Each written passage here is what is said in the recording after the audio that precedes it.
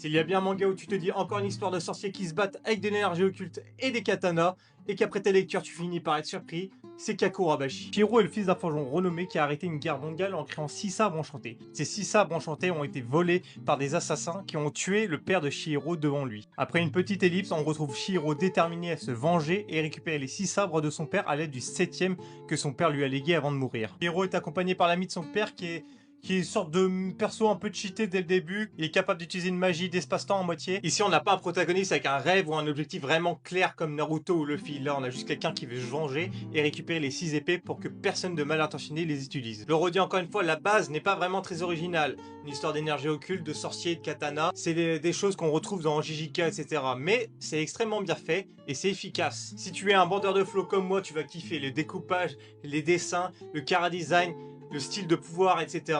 C'est vraiment du lourd. Si tu es comme moi que t'attends la profondeur, le développement des persos, les relations entre eux, tu vas kiffer Kakurabashi. Et oui, ce shonen paraît tout à fait classique, basique, mais il est bien plus complexe qu'on pourrait le penser. Ici, l'œuvre nous parle de confiance en soi, de l'importance de nos choix et de notre héritage, que ce soit physiquement ou moral. Quand je lis Kakurabashi, j'ai vraiment l'impression de lire Bleach par moment, que ce soit la mise en scène et les dessins en RD, et puis même le système de pouvoir, ça me rappelle vraiment Bleach, et moi je kiffe Bleach.